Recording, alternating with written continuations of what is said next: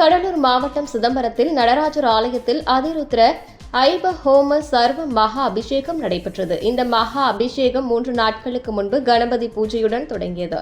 இந்த ஹோமம் பல லட்சம் ரூபாய் செலவு செய்து தமிழ்நாடு பத்திரத்துறை அமைச்சர் மூர்த்தி மற்றும் குடும்பத்தாருடன் கலந்து கொண்டனர்.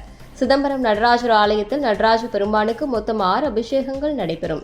4 அபிஷேகங்கள் கனக சபையிலும் 2 அபிஷேகங்கள் 1000 கால் மண்டபத்திலும் நடைபெறும். இதன் தொடர்ச்சியாக மே மாதம் 1ஆம் தேதி இன்று மகா அபிஷேகம் நடைபெற்றது. இந்த மகா அபிஷேகத்திற்கு சிவனடியார்கள் வெளியூர்களிலிருந்து காலை முதலே சிதம்பரம் நடராஜர் ஆலயத்திற்கு வந்து விடுவார்கள். நடராஜர் ஆலயத்தில் உள்ள மூலஸ்தலத்திலிருந்து நடராஜர் பெருமாள் சிவகாம சுந்தரம் கீழே இறக்கப்பட்டு கனக சபையில் வைக்கப்பட்டு மகா அபிஷேகம் நடைபெறும். பால், சந்தனம், பன்னீர், பழ வகைகள், விபூதி, வாசன திரவியங்கள் போன்ற அனைத்து வகையான பொருட்களை கொண்டும் நடராஜ பெருமானுக்கும் சிவகாம சுந்தரிக்கும் மகா அபிஷேகம் நடைபெறும். இரவு 8 மணிக்கு மகா அபிஷேகம் துவங்கி இரவு 3 மணி அளவில் மகா அபிஷேகம் முடிக்கப்படும்.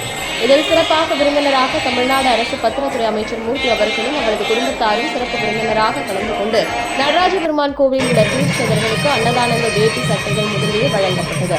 பின்பு மாலை 6 மணி அளவில் சுகங்களை பூஜை நடைபெற்றது. அதற்கு பின்பு கஜ பூஜை, பின்பு கோமாதா பூஜை, இதற்கும் பின்பு குதிரையை வைத்து பூஜை செய்யப்பட்டது. இதில் குடும்பத்தாருடன் பத்திரத்துறை அமைச்சர் மூர்த்தி அவர்கள் கலந்து கொண்டார்கள் என்பது குறிப்பிடத்தக்கது. 3 நாட்களாக சிதம்பரத்திலேயே இருந்து இந்த விசேஷ பூஜைகளில் கலந்து கொண்டனர் என்பது குறிப்பிடத்தக்கது.